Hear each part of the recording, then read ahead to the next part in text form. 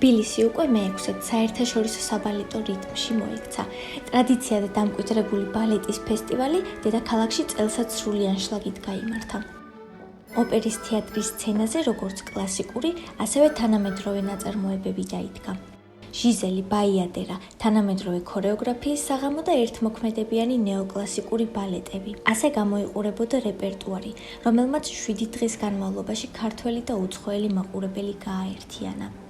ფესტივალი 24 ივნის საზეიმო ღონისძიებით გაიხსნა, სადაც წარმოდგენილი იყო ჩაიკოვსკის გედების ტბა, ჯორჯ ბალანჩინის სერენადა და ქართული ფოლკლორით შთაგონებული საგალობელი. ღონისძიება კი 6 ივლისს ლუდვიგ მინკუსის ბაიადერათი დაიხურა. ყოველ წელს მე მგონი უფრო საინტერესო ხდება, უფრო მეტი ხალხი იგებს ამის შესახებ.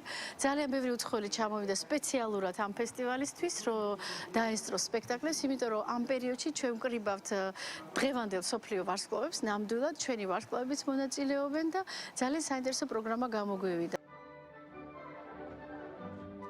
ჯერ კიდევ ანტიკურ ხანაში ბერძნებმა ასწავლეს სამყაროს, რომ თუ გნებავს საზოგადოებისთვის სულიერი საზრდოს მიცემა, მაშინ ფესტივალი უნდა დააარსო და შორეულ ახლობელი დაპატიჟო. წერს ნინო ანანიაშვილი ფესტივალის ღია წერილში, რომელმაც საკუთარი ინიციატივით ქართველი და უცხოელი ვარსკვლავები შეკრიბა.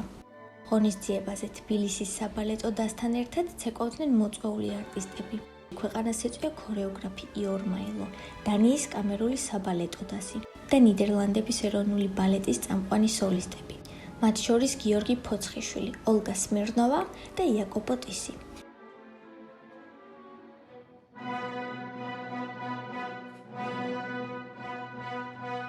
თბილისის ოპერისა და ბალეტის თეატრის სცენაზე ცეკვა საოცარი და საინტერესო გამოცდილებაა. მით უფრო როცა ნინო ანანიაშვილის მიწვევით ხარ.